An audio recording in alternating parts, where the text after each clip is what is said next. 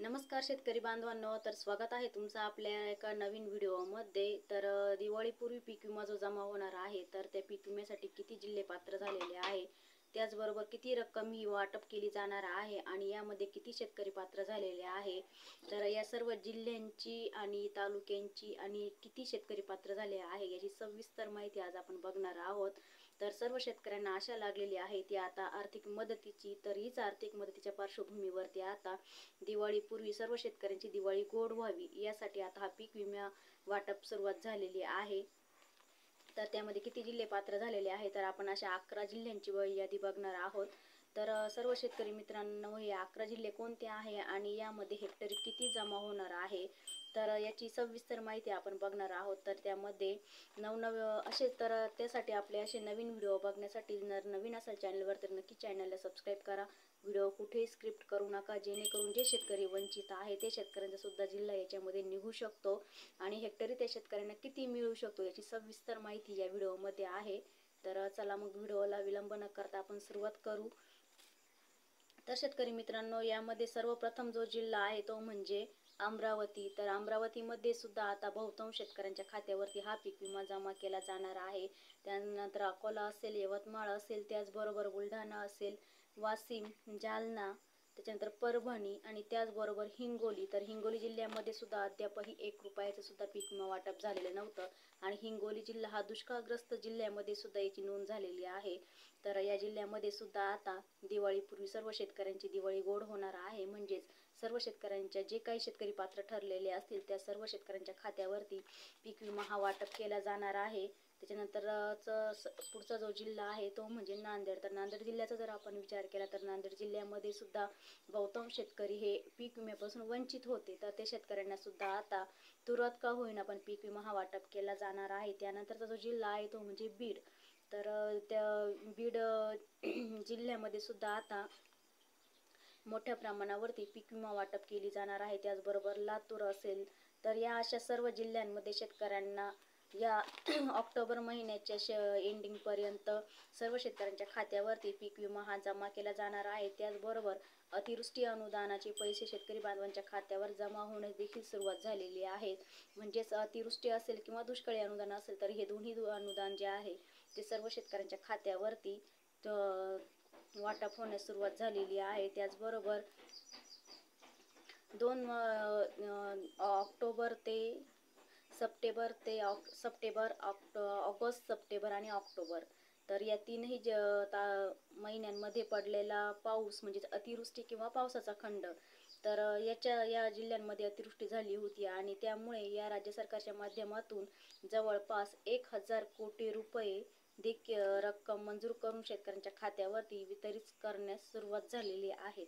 त्याचबरोबर शेतकरी मित्रांनो, जिल्हानिहाय शेतकऱ्यांची संख्या व वितरित निधी याची आकडेवारी जाणून घेणार आहोत आपण। तर यापूर्वी मी तुम्हाला सांगितलं होते की जिल्हानिहाय यादी आपण बघणार आहोत, त्याच्यामध्ये किती शेतकरी पात्र झालेले आहे हे सुद्धा आपण बघणार आहोत। तर त्यामध्ये अमरावती जिल्ह्याचा जर आपण विचार केला तर अमरावती जिल्ह्यामध्ये सुद्धा 90,255 शेतकरी हे पात्र झालेले आहेत। त्याचबरोबर या 90,255 शेतकऱ्यांना शेतकरी बांधवांच्या खात्यामध्ये जवळपास 65 कोटी 31 लाख रुपये इतका निधी हा जमा करण्याची कार्यवाही ही जवळपास भरपूर प्रमाणावरती सुरुवात झालेली आहे। तर अमरावती जिल्ह्यात ही लवकरच वाटप केली जाणार आहे आणि एकंदरीतपणे जर आपण विचार केला तर या जिल्ह्यामध्ये वाटपाला देखील सुरुवात झालेली आहे। त्यानंतर दुसरा जो जिल्हा आहे आणि महत्त्वाचा जो जिल्हा आहे तो म्हणजे अकोला।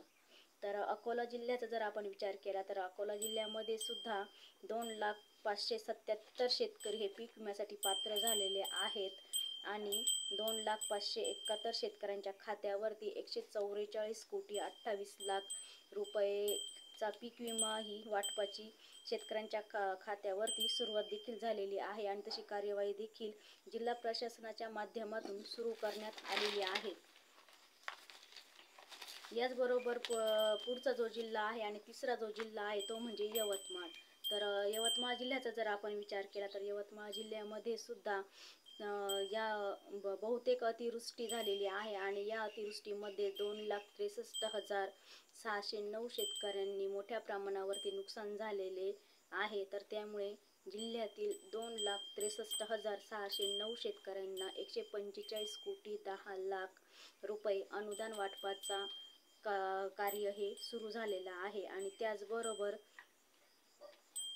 चौथा जिल्हा म्हणजे बुलढाणा. तर बुलढाणा जिल्ह्याचा जर आपण विचार केला तर शेतकरी मित्रांनो, बुलढाणा जिल्ह्यामध्ये सुद्धा 1,48,443 शेतकऱ्यांसाठी 115 कोटी 23 लाख रुपये मंजूर करण्यात आलेले आहेत आणि शेतकऱ्यांनी त्यांच्या खात्यावरती जमा देखील करण्यास सुरू झालेले आहे. तर थोडे शेतकरी असे आहे की ते या पीक विम्यापासून वंचित आहे, कारण त्यांची KYC पूर्ण झालेली नसेल किंवा त्यांची जी ई पीक पाहणी आहे, 1 रुपया पीक पाहणी आहे, ही झालेली नसेल. त्याच्यामुळे बहुतेक शेतकरी हे वंचित आहे. परंतु सध्या तरी बहुतेक शेतकऱ्यांच्या खात्यावरती ही पीक विमा वाटप चालू झालेली आहे. त्यानंतरचा 5वा जिल्हा आहे तो म्हणजे वाशिम. आणि या वाशिम जिल्ह्याचा जर आपण विचार केला तर वाशिम जिल्ह्यामध्ये सुद्धा 7,165 शेतकऱ्यांच्या खात्यावरती 47 कोटी 14 लाख रुपयांचा निधी हा वितरण सुरू करण्यात आलेले आहे. आणि त्यानंतरचा जो जिल्हा आहे तो म्हणजे जालना. तर जालना जिल्ह्यामध्ये सुद्धा 282 शेतकरी पात्र झालेले आहे आणि यांना 33 लाख रुपयाचे अनुदान हे वितरित करण्याची मान्यता देखील शासनाकडून आलेली आहे. त्याचबरोबर 7वा जो जिल्हा आहे तो म्हणजे परभणी. तर परभणी जिल्ह्यामध्ये सुद्धा 201 शेतकरी पात्र झालेले आहेत आणि याचा 201 शेतकऱ्यांच्या खात्यावरती 27 लाख रुपयांचं वितरण हे करण्यात आलेलं आहे. त्याचबरोबर 8वा जो जिल्हा आहे, 8वा जिल्हा आणि पुढचा जिल्हा म्हणजेच हिंगोली. तर हिंगोली जिल्ह्याचा जर आपण विचार केला शेतकरी मित्रांनो तर हिंगोली जिल्ह्यामध्ये अद्यापही पीक विम्याचं वाटप झालेलं नव्हतं, परंतु आता 28,742 शेतकऱ्यांच्या खात्यावरती 14 कोटी 54 लाख रुपयाची वाटपाची कार्यवाही ही शासनाच्या माध्यमातून सुरू करण्यात आलेली आहे. त्यानंतर 9वा जिल्हा आहे तो म्हणजे नांदेड. तर या जिल्ह्यामध्ये सर्वात जास्त शेतकरी पात्र झालेले आहेत आणि ते म्हणजे 6,17,611 शेतकरी पात्र झालेले आहेत. तर या जिल्ह्याचा जर आपण एकंदरीत विचार केला तर या जिल्ह्यामध्ये भरपूर शेतकरी पात्र झालेले आहेत आणि या जिल्ह्यामध्ये 16 तालुक्यातील 6,17,611 शेतकऱ्यांना जवळपास 420 कोटी 46 लाख रुपयाचा निधी हा जो आहे तो वाटप करण्यात आलेला आहे. आणि अशी कार्यवाही देखील नांदेड जिल्ह्यामध्ये प्रशासनाच्या माध्यमातून सुरू करण्यात आलेली आहेत. त्यानंतर 10वा जो जिल्हा आहे तो म्हणजे बीड. तर बीड जिल्ह्यामध्ये सुद्धा 127 शेतकरी पात्र आहेत आणि या 127 शेतकऱ्यांना 9 लाख रुपये मंजूर करण्यात आलेले आहे. आणि त्याचबरोबर शेवटचा आणि 11वा जो जिल्हा आहे तर तो 11वा जिल्हा म्हणजेच लातूर.